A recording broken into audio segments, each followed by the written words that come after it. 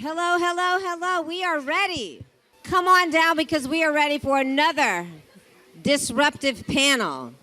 And we're taking this conversation global. I mean, we're already in the south of France, but let us take it to the motherland. Let us take it to Africa. I am so proud to be a part of this conversation about Ghana. Yes. And here to talk to me all about Ghana, we're going to we already decided we're going to cover 4 points. One on growth, one on culture, one on investment, and the next one will be on what is the forward-focused movement that we think is necessary. So if everyone will come on and gather in the tradition of sitting down while people are talking, how about that? We're going to get started. So I am here with Bozoma, and we're so excited because you've been just grateful to you, just let me say that, for participating in, this is your third Inkwell Beach Stage performance. You were here in 2019, here in 2022, and you're back with us. So please give a round of applause to Bozoma St. John for her commitment to showing up for the people, for showing up in this space. Yes. And so this is another, I'm going to go on a tangent, funny conversation. So back in the day, I think it was when you went really viral. I mean, you've always been viral, but when you went viral, and I think you were doing a presentation on stage, and maybe it was at Apple, and you turned on, and since this is the 50th year of hip-hop, you played, was it To the Hip? Rapper's Delight. Rapper's Delight. Yeah. The Rapper's Delight. And I was like, who is that woman bringing the culture, bringing her most authentic self and sharing the culture with the people? And I think that sort of transformed that community of the world, because you just blew up Twitter that time. Do you remember that? Like, what was the inspiration during that time? Well, I mean, look, the incredible thing about that moment was that I was, of course, in charge of presenting Apple Music for the wide audience. We hadn't done it successfully before. We had tried once before and it failed miserably. So it was a lot of pressure to make sure that we presented the product in a way that would make people want to participate and buy and subscribe and all of that. So there was a lot of pressure on it.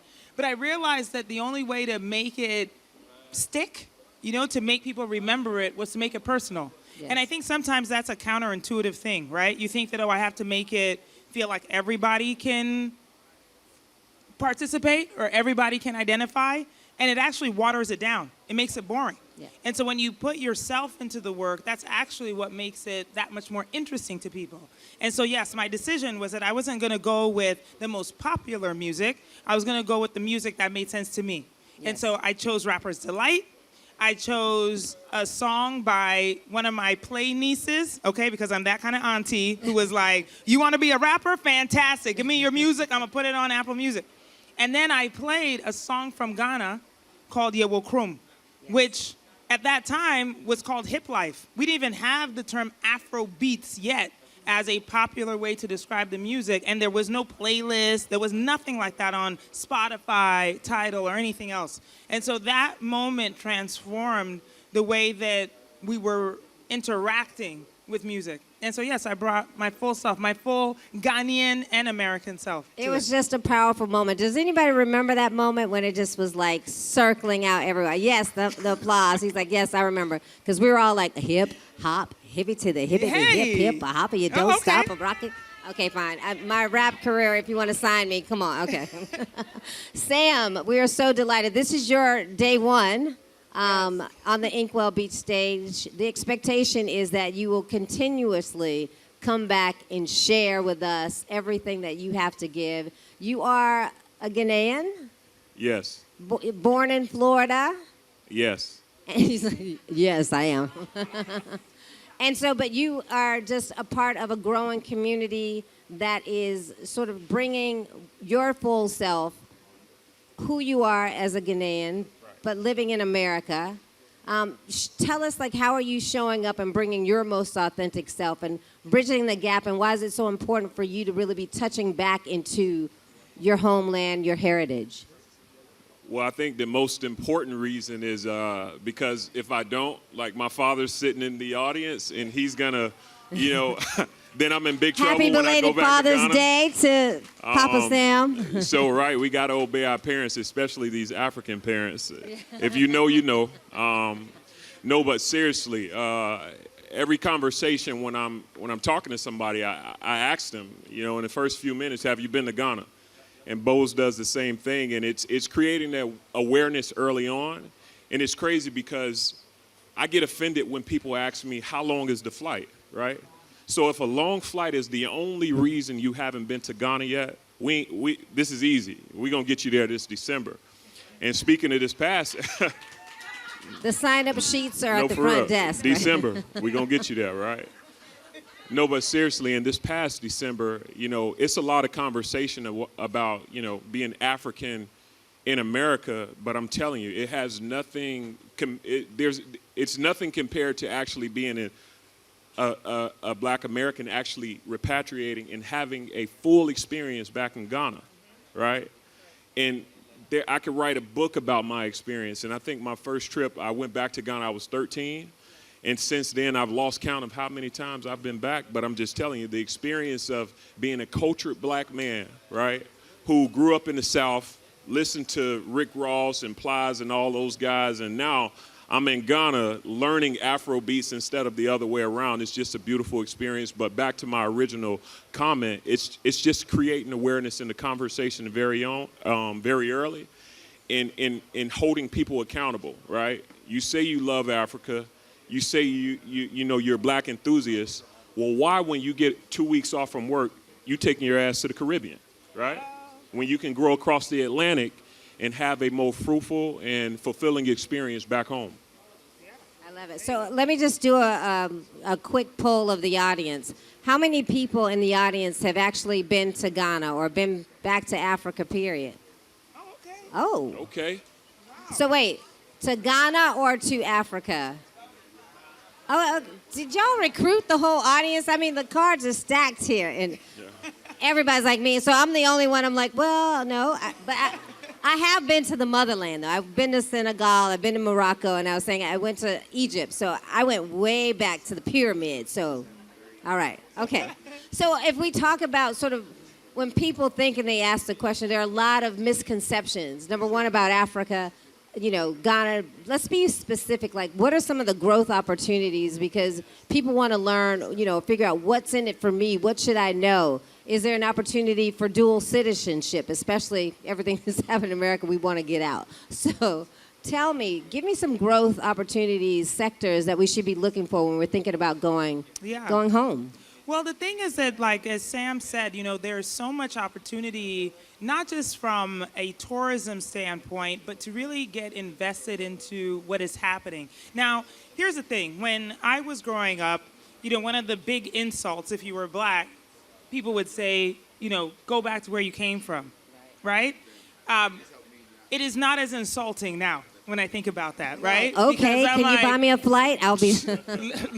Hold on, Delta. Let me find a flight, you know?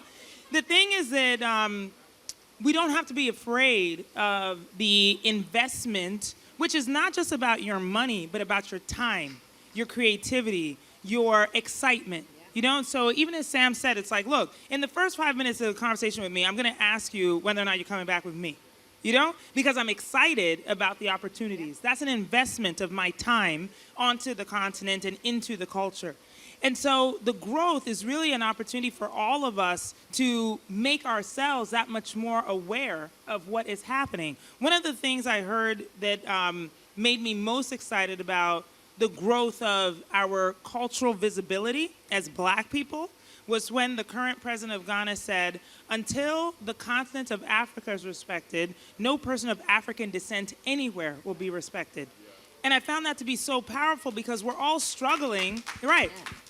We're all struggling with, obviously, racism, identity, challenges in our own fractured communities, the diaspora that feels like, oh, if you're from Jamaica or you're from Grenada or you're from Louisiana or you're from Kenya, that somehow our plights are different. And I recognize that we're not a monolithic group, but the truth of the matter is that we do descend from the same continent. And until we are empowered enough to understand the investment of all of our creative energies are actually what's going to empower the continent to be that much richer, we are not going to be respected anywhere, and not in the south of France either. So it is up to all of us to invest our own personal time, and that's what I interpret as growth. How about you, Sam? That was good. That was good. That's for real. When I guess my response to someone asking, well, what can I get out of it? What's in it for me is kind of an individualistic mindset, and that's not the foundation that Africans stand on. The sacrifices that so many people before us made just so Africa is still where it is today, that wasn't due to an individualistic mindset, right? It's a family mindset and it's a community mindset. So my advice to somebody who wants to repatriate and go back to Africa is have a community mindset. I think you'd be kind of putting the cart before the horse if you think that you're going to go on your first trip and find a business opportunity. Yeah. And I'm gonna tell you why. It doesn't matter how good of a business person you are, right? There's a different culture of business in Africa, right? A lot of things are made with handshakes, and in America, it's a very litigious society. Right. Everything is about the contract. In fact, there are people who will wait and prey on you and wait for you to skip steps in contract negotiation just so they can leverage themselves on you later on down the line. But in Africa, trust is very important. Your word is very important. You have an issue, you don't send your lawyers. You go with a community of people and sit before that person and work to solve the issue. So I think the first thing, if somebody wants to do business in Africa, is to take a visit, at least one visit, to understand the culture, because it's totally different than the experience you'd have in America. But I think once you understand the culture and you get comfortable with the culture, the opportunities for investment, I mean, it's too many to name, right? Because not only do you have an opportunity to invest and grow your money, you have the opportunity to lead a mass of people who have been disenfranchised and have very limited access to certain information that we have in America. So I think beyond anything, that's one of the things that I've been most excited about is creating systems that we deem very normal in America that will really thrive. Something as simple as workforce development. You'd be surprised how many of those middle level opportunities from a workforce development standpoint are needed in Africa. And like I said, the list is endless, but go and learn the culture first before you dive into it. I love the idea of going first, right? Yeah. Test before you buy, almost, right? Yeah. So, and you did tap into some slight opportunities, but I think, some of us really want to know if I were to go to Ghana versus going to South Africa, or is it a fair comparison to make? Like, what are some of the differences, or what are some of the areas of opportunity they may be greater in Ghana that we might see are different in other parts of Africa? Well, I would say that, look, I think this is also one of the things, right, where we talk about black people are not monolithic, neither is the continent, right? And so the way I describe it to people is when they say, well, I've been to South Africa, and so, like, yes, I've been to Africa. I'm like, well, that's like saying you've been to Mexico and you've been to Canada. You know what I mean? Those are two very different countries, different cultures, different languages, different foods, and different temperatures, different climates. So why would you think that because you've been to one, you've been to all, right? And so there are, like Sam was saying, different opportunities that avail themselves because of where you are on the continent. North Africa is a very different place than East, and so the opportunities that you have in, like we said, either understanding the culture, investing in whatever, opportunities there are going to differ based on where you are. I think generally speaking, as we're looking at what essentially like tourism and export looks like right now, you find that a lot of what I would say like music, food, fashion is coming out of the West. Which it doesn't mean that it owns it. It's just that that's where the export is coming from. So if that's an area of interest, it might make sense to start there if that's where your heart is also.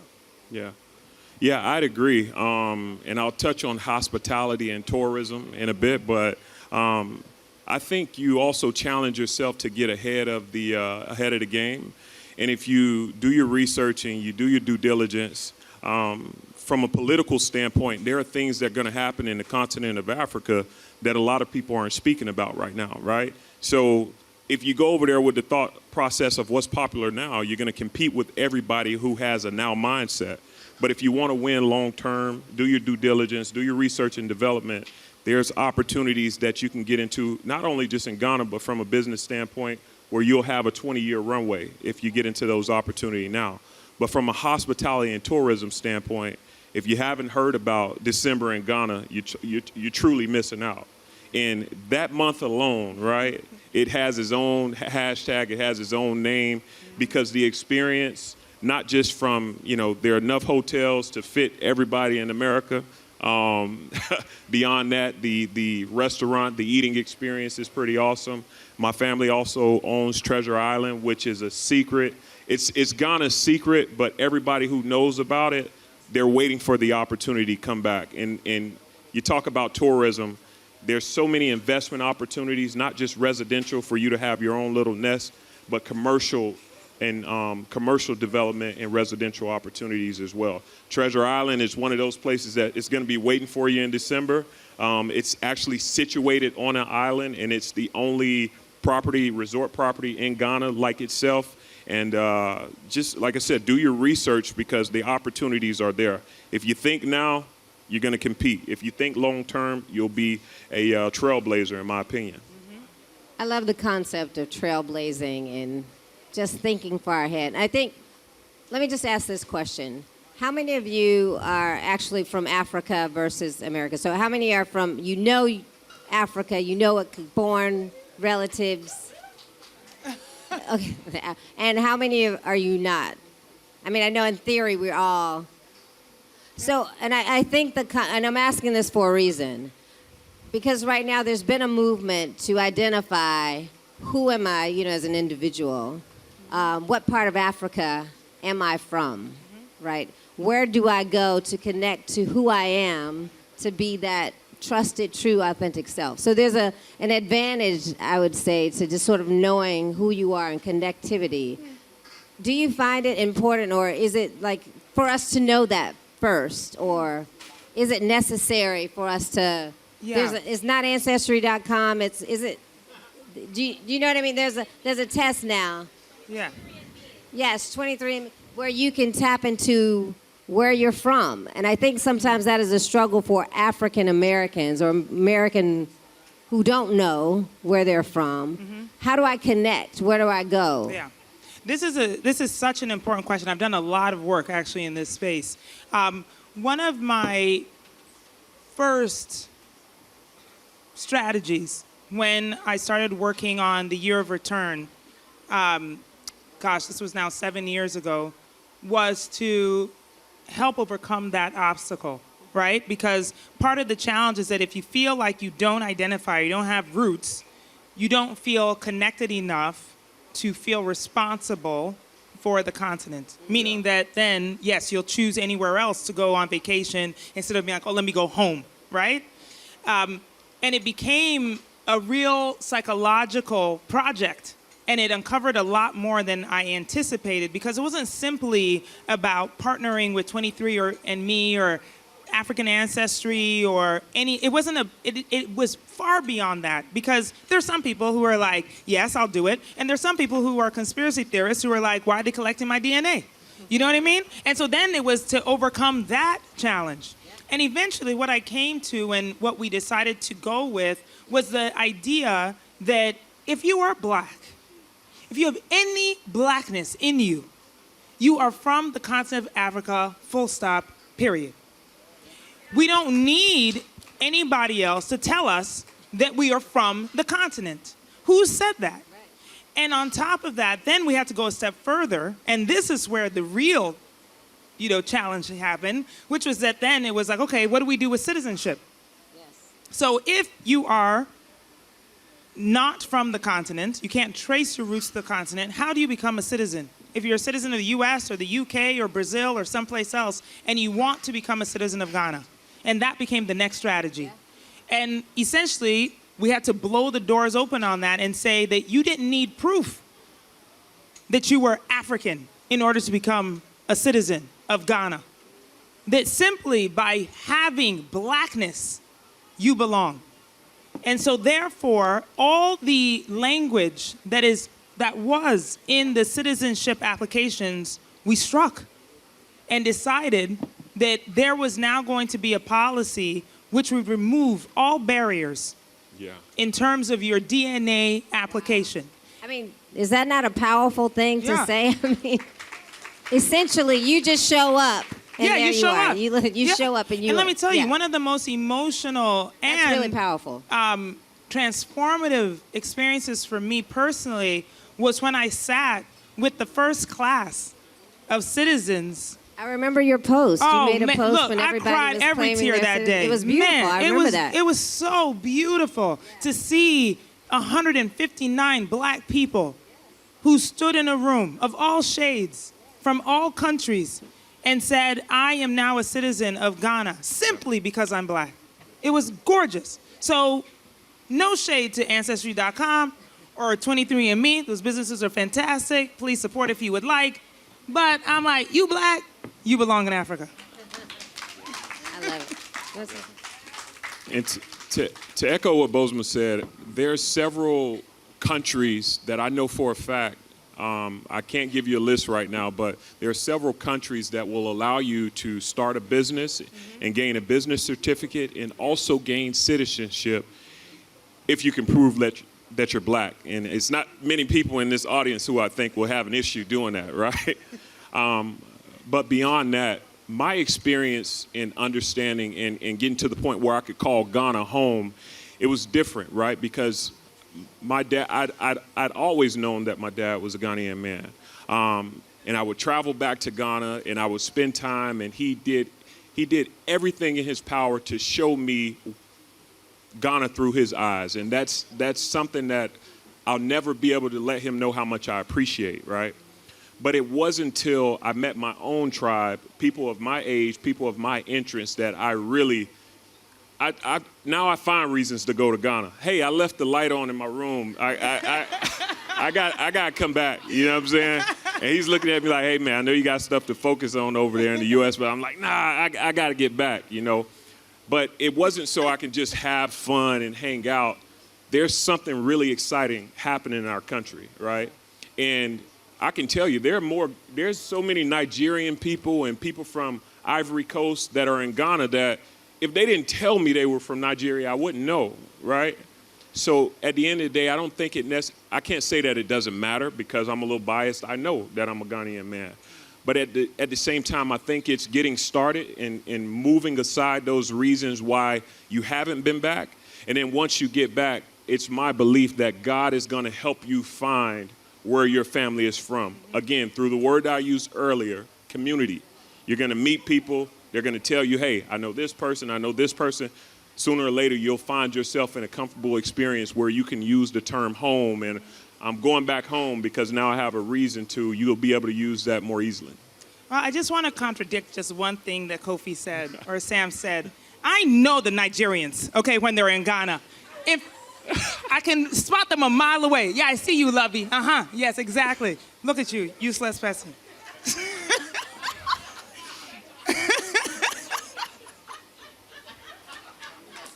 Uh-oh. It's about to be a war. She don't get a mic. By the way, if there's any Q&A, please nobody give her a microphone.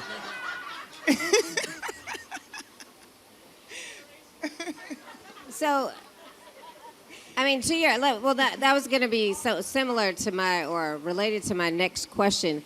Are there less barriers of entry in Ghana versus any other country, you think? Or no, I don't think so. Can I go to, Sierra Yeah. Leone? Can I go to Nigeria and other countries and show up and just like, I'm black and I'm home? You know what I mean? Like, yeah. I think from most of the countries we probably live in, you don't need anything other than a visa, to be able to come. Well, you need vaccinations, etc. But the barrier is that similar as you would to Brazil. I mean, even to citizenship, though. I think that's what yes. we're focused on. Yes, there are. There are definitely barriers. Because we want to keep it real, just in case I'm asking for a friend. Yeah. How can I? No, but it's a great question because even though we're talking so much about Ghana, I am a Pan-Africanist. And so I believe in the continent as a whole. And so part of the strategy in what I would call, which is really a cultural test, which is what we're doing, right? What happens? Because look, all the questions were asked, by the way, in the closed door meetings is like, oh, well, who's going to apply for citizenship? We can't just let anybody in. It's like, you can imagine the kind of arguments that happened. It was like, oh, no, just take all of that language out. People start saying, oh, but we don't want anybody who's, not going to contribute to our society. And I'm just like, but why would we assume that? If you're brave enough, interested enough, committed enough to say, I want to be a citizen of this country, we can probably assume that they are with, they come with promise and they come with good intent. Now, I'm not saying that you don't do the background check like you would do in the U.S. if, somebody wants to be a citizen of the United States, but there was specific language, i.e., in the test to become a citizen in the United States, for instance, you have to pass English proficiency, right? In Ghana, there was similar language, that you had to pass proficiency in any of the local native languages. I fought to remove that piece of language. Yes. Because it is not possible for people who are not from the continent, who can't come and live there for 5 years to become proficient in the language. And so why would we do that? Yeah. There is no official language. And so why would we ask that of people who want to become citizens? So that's a very long answer, but there are other stipulations, of course. Sure. And my hope is that all countries on the continent will follow that lead and allow for citizens to join the country based on their blackness and not on some other rules that become big, big barriers. One of the difficulties that a lot of people face when getting ready to travel anywhere, but getting ready to travel anywhere is getting a visa, right? Mm-hmm. It's an extensive process, and sometimes I understand that can be a turnoff for a lot of people. So one of the good things that the Tourism Authority did this past December was lift the visa requirements, where you could do a visa on arrival, and it was $120. As opposed to going to a 2 to 4 week process back here in the U.S. where you actually have to go online and submit an app, because people are already dealing with difficulties getting their passports, right? Mm-hmm. The passport office was significantly backed up in America. So Ghana made it easy for everyone who wanted to travel in December. And I believe for 6 weeks, you didn't need a visa. All you needed to do was arrive at the airport. It was maybe a half an hour process, and they gave you your visa on site. Now, if I'm not mistaken, I think it was a single entry visa. Yeah. Mm-hmm. But again, that speaks to what, Africans and what countries in Africa are doing to make your experience easier to repatriate. Yeah. So and I'll just share this one experience of, and I think what you said, Bozoma, about just being black and how that connects us. In January, I had an opportunity to go to Davos for the World Economic Forum, and there was a meeting a meeting called the African Group, right? But the African Group had about 6 Africans in the room, and the rest were non-Africans, right? But a lot of the conversation that was being had was how do other people reinvest and give back to the continent, or just supply support. And I just thought it was interesting because the way the conversation was going was as if it was a contribution being made versus charity versus number one, giving back what was stolen before. How about putting that back in? But how are we able to, in your conversations as you talk about Ghana and people investing back into the continent, shift the narrative from this is charity to investment, right? And then the people who are there, how are you investing in them to kind of level up what's been taken before? Man, you really opened the door. Well, and I'm about to walk right through it. This is what we do. No, it's such an important question because I have talked about this before, but I'll share it here, which is that one of the most shocking things to me when my family finally settled in the U.S. I was born in the United States, but we moved around a lot and then resettled in the United States when I was 12. So that's where Sam and I, our differences are in that he, returned to the continent when he was 12, when I, came to the U.S., right? The challenge that I found at the time was the charity of supporting Africa by investing in children, right? Y'all remember those campaigns, the 1 cent a day. Some of them still run. And as marketers, advertisers, creative people, you'll understand how detrimental, how insidious that campaign was. Because what was happening is that we're saying this person's life is worth 1 cent as opposed to yours, which is worth lots and lots of money. Very, very valuable.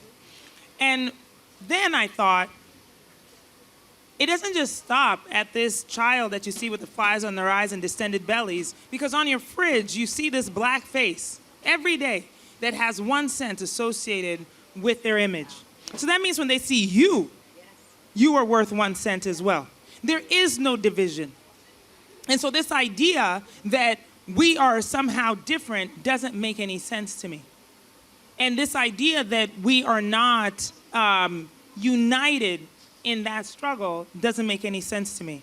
My point in saying that is that, we have to do the job of understanding the narrative that is being shared, correcting that narrative, in order to have a better sense of our community, in order for us to actually do the work that is required to lift the content up.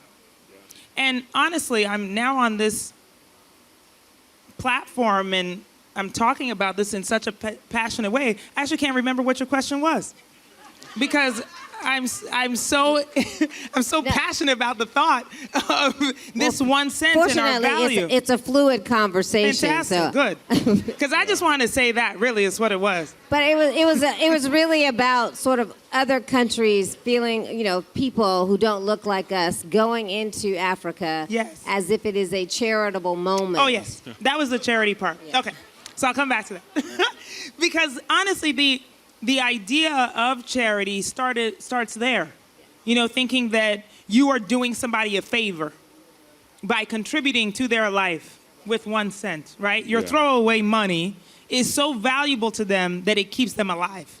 Without understanding the richness of the culture Correct. that already exists. Yes. And how about you invest in growing the businesses? That's right. So that That's right. we're creating more owners. You're Yes. creating more people to be able to give back to start businesses and other than that. And So- that's why it was so important, again, when we started to think about this new strategy and the new way to talk about Africa, to Sam's point about tourism and hospitality, it had to be about more than just what is known, drought and famine.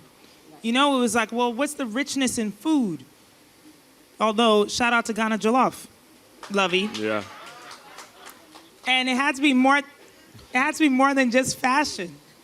It had to be about music as well. So I'm so grateful look, I was in Atlanta a couple of weeks ago, and on the radio, it's like an Afrobeat song is every other song. I was like, oh, okay, that's what I'm talking about. Yeah. So the idea of charity is so multi-layered that if you, basically to the point you made earlier, until you respect the content, of course you're going to think it's a charity. So yeah, you go to a meeting like that and people start talking about, well, how can I give to the continent in a way that does not sound like investment? It sounds like charity. And that's what we need to turn around.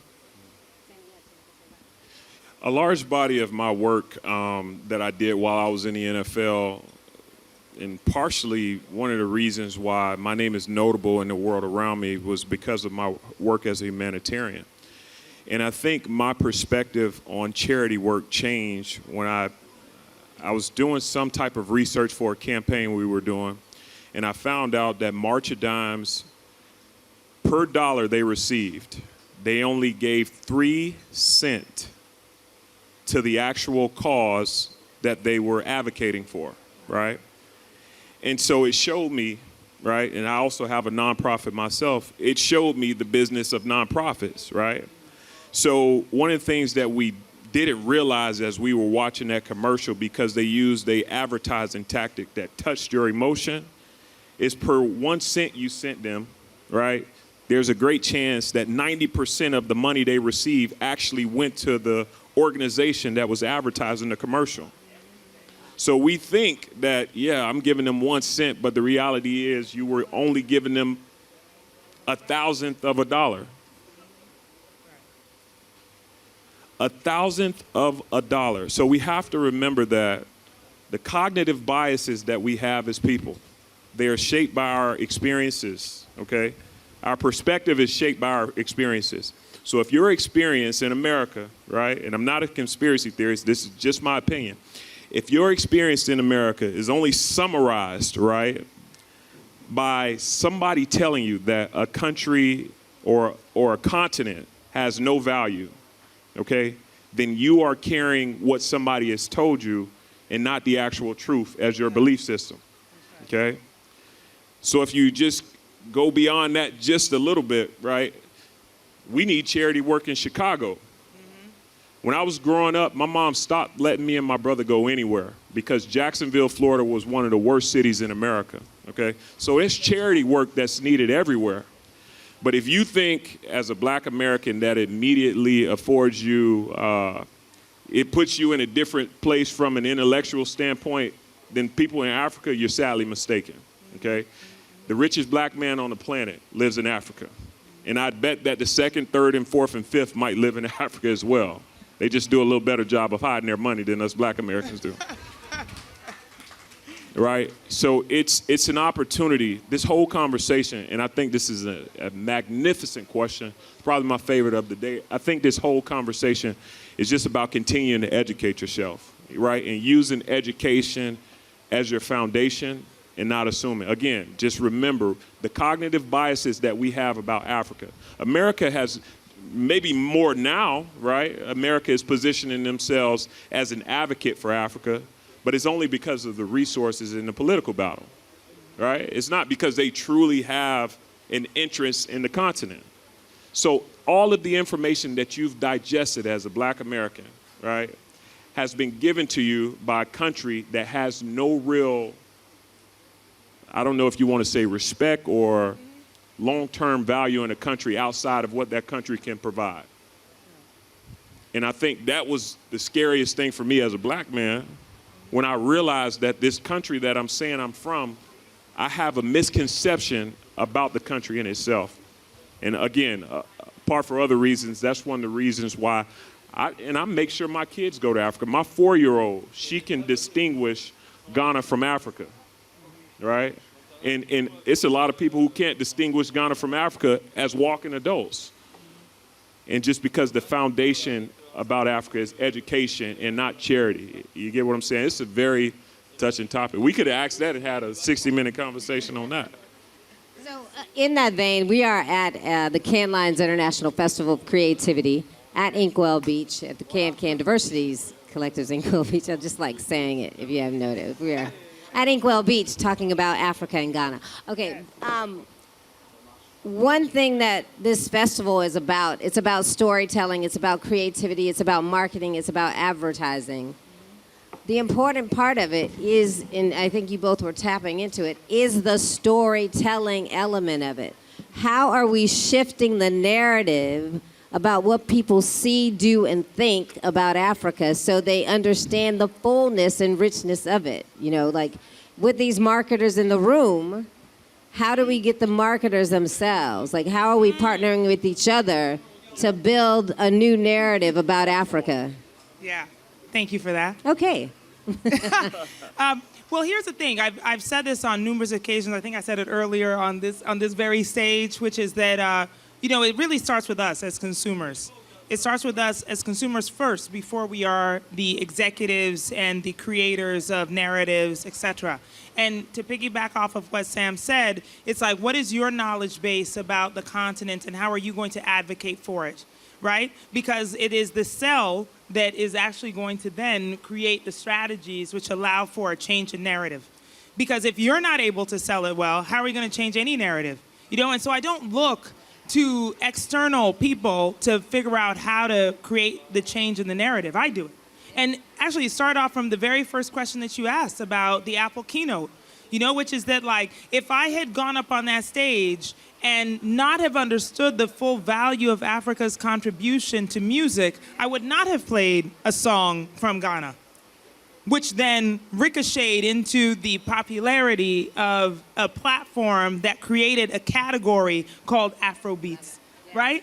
And so part of the narrative change for us is us as consumers changing the way that we talk about it, the way we think about it, and therefore it goes into the work. And then on top of that, you're important to the work. That's a broader conversation and maybe one we want to have a different time, but I believe that it is important for us to put ourselves into the work. You know, that we can't be generalists about this. And so be biased in your work, be biased in the narratives that you tell, and unapologetic about it. I certainly am. I love it. You definitely are. You come with your authentic self, and I think that's what everyone loves about you so much. Sam, do you want to contribute to that?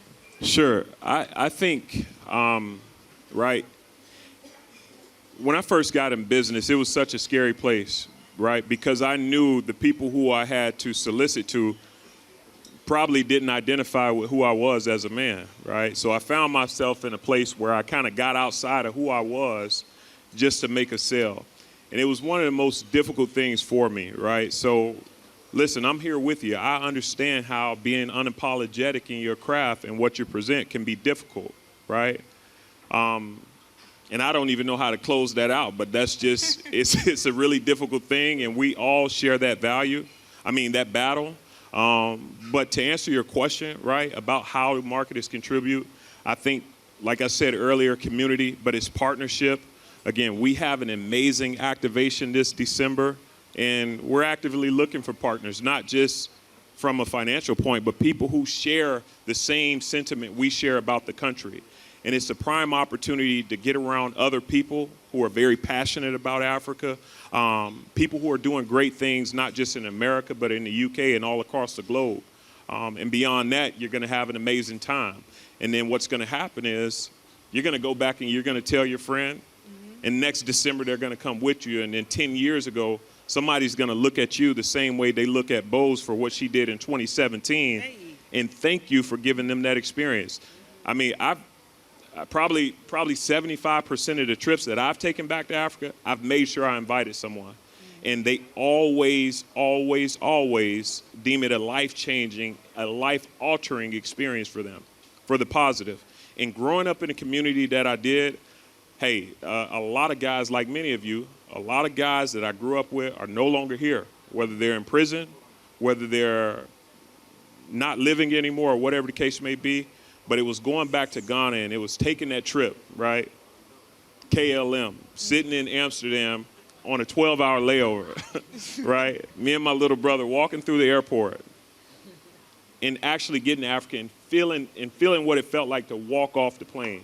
And that was, I'm telling you guys my age, but that was 18 years ago, right? And I feel it, right?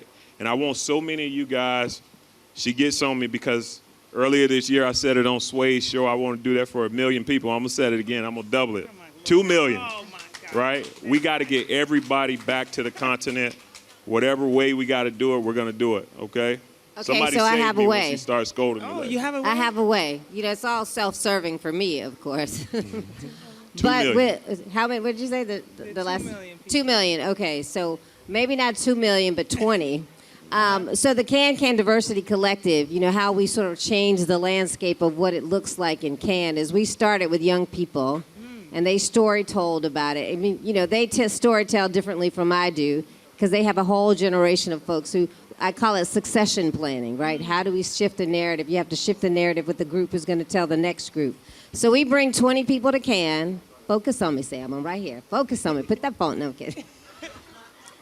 We bring 20 people to Can as a part of the Can Diversity Collective Ambassadors Program. And as a part of their remit, they have to story tell about what happened here to encourage other people to come.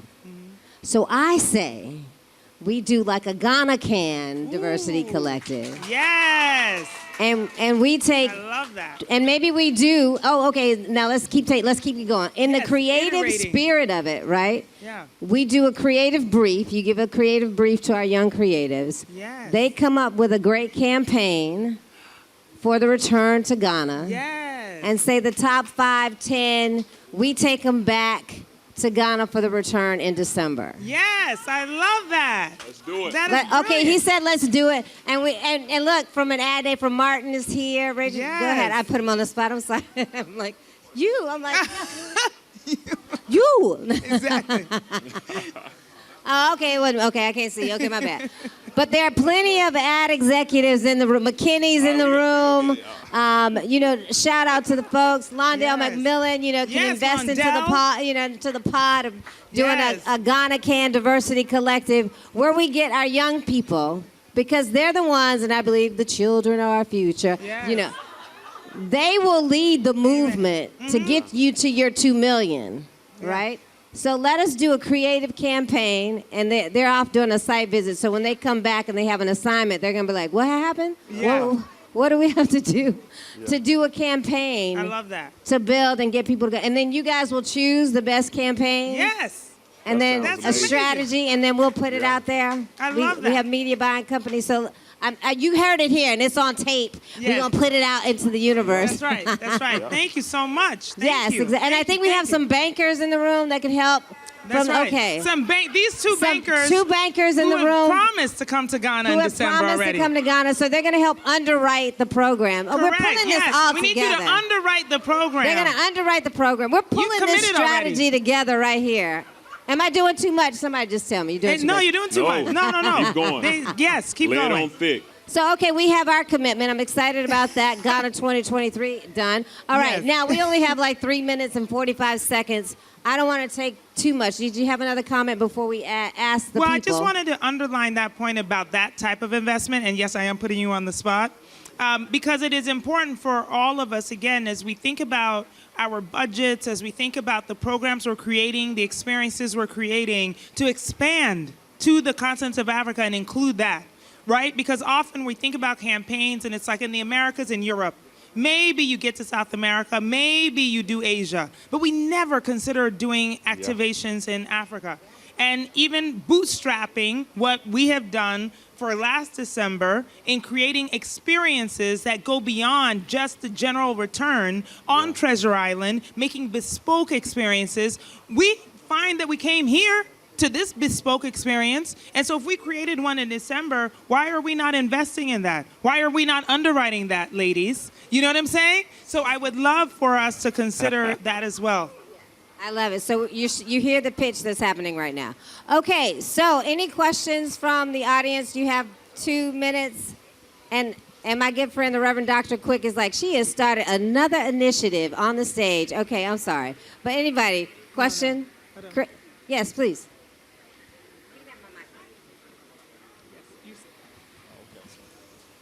No, I'm just trying. Hi, Bozoma and Sam. Thank you for the amazing panel. My name's Andrea. I'm Closer. head of Africa. Closer. Hi, my name's Andrea. I'm director and head of Africa for a global network called Women in Marketing. I want to talk to you later about how we can bring in a panel of CMOs from Africa and the diaspora here. But my question was, in regards to the investment in Ghana, and we've got so many people coming in December to Ghana, how do we make sure that the everyday Ghanaian is not shut out from that? Because, you go in December, Airbnb triples in price, the flights Bring it a triple in little price. Sorry?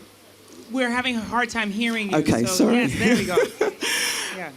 My question is, how do we make sure that the everyday Ghanaian isn't shut out from the investment that's going on in Ghana? December, the flights triple in price, the Airbnbs triple in price. Normal Ghanaians in the diaspora from London, for example, can't make that trip because the flights are so high. So the investment in Ghana is great. It's great for the country, but making sure the everyday Ghanaians in Ghana can have access to all that's going on, and also the Ghanaians in the diaspora. So just like in the UK, for example, there's certain areas that are being gentrified, shall we say. Mm-hmm. How do we make sure that the people who are originally there still to get a part of what's going on? Yeah. See, now this is a really controversial question because it's one of the dangers of narratives. And we have to be really careful when we say those types of things, because it is not true that everyday people are not benefiting for the influx of tourism. Go to any country. Go to Singapore. right? And they'll tell you, look at their strategy, right? In increasing the per capita income of every Singaporean after they created a strategy for tourism. So we have to be really careful when we say that, because otherwise it stops us from actually coming, right? Because we start to think, oh, this is disenfranchising people. And so then people are like, oh, well, I don't want to contribute to that. So let me go back to Singapore then. You know? And so part of it is that think about the domino effect of what happens in society when you start to put money into the society. Yes, of course, we recognize the fact that there are going to be people who are at the very top who are going to benefit first. But we have to understand the trickle-down economics. Of course, I know sometimes that's a negative connotation, but it is something that is real. So what happens to the street vendors who are selling in the middle of the street when you have all these tourists come in? Yeah. What happens to the people who are, yes, Airbnb-ing their property, who never had that opportunity before? I can't even believe the Airbnb economy right now, by the way, in Ghana. Yeah. And so, yes, of course, Airbnb as a San Francisco-based company is going to reap benefits, but so is the person who has built their place in Ghana or who decided to go next door to Benin real quick and give up their place for December so they can make some money. So I do want us to consider the larger impact of the economic situation that happens when you have the influx of people who come, and not just that it doesn't benefit everyone who is there. And what I'll say is I've lived in Orlando for a very long time, right? My kids go to Disney World. I haven't been to Disney World in 5 years, right? So why do I say that? Not every Ghanaian has an interest in experiencing what's going on in December. Actually, they want to get out of the way. I know people who live in Miami, and as soon as Memorial Day weekend comes, they leave town, right? So we also, like Bo said, we have to think about where did that narrative derive from? Yeah. I bet people who don't want you to go to Ghana, because if you don't go to Ghana, right? If you create that narrative, I'm telling you, my dad's a business owner in Ghana, and when business is slow, not necessarily for us, but for businesses in Ghana, people don't get paid, right? They're going to commit their time to you because commitment is a part of the Ghanaian culture. But they don't get paid, right? So the more people come to Ghana, irregardless of the narratives that have been put out there, it helps the country. It significantly helps the country. So I'm going to give you a hug. I don't want you to think I'm on your head or nothing. But no, seriously, we got to get back. That's just the truth of the matter. One last question because it's hot. Okay, no problem. I'll make it quick. Everything you guys are talking about, it actually resonated with me very much. In 2008, I actually took a trip to Kenya, where I spent 40 days in Kenya with $20 in my pocket. It's a true story. And it's how I discovered my purpose in life. My nonprofit is called Project 54tour, TOUR.org. Everything that you just spoke about, you also, Adrian, in terms of what you guys want to do with implementing your programs, taking people to tours to Africa, that's exactly what my nonprofit was designed to create and do. I'm so committed to making a difference in Africa that I will be the first one publicly in front of everyone will donate $25,000 to your initiative if you guys are serious about actually making a difference. Because in 2008, I discovered my purpose in life. I'm an advertising guy who worked in the business for over 30 years. And what I discovered was completely opposite of what the media was portraying about what people in Africa really want. They don't want a handout, they want a hand up. They want to be empowered to actually do for themselves. And my nonprofit was designed to do that. Put the camera on people who are trying to make a difference in Africa, but also here in the United States, that actually empower us. So I'm making a public commitment right now. If Adrian, Sam, and Boz, if you guys are interested, I got your back because I know that what you're talking about is a real vision. That's beautiful. Thank you for that donation. I do know your phone number, and I will be calling them. You guys, please give a round of applause for this fascinating conversation, very powerful conversation. Bozoma St. John, Sam Barrington. Please thank you for this day of disruption. It's been amazing. We have two more panels to go for another day of disruption.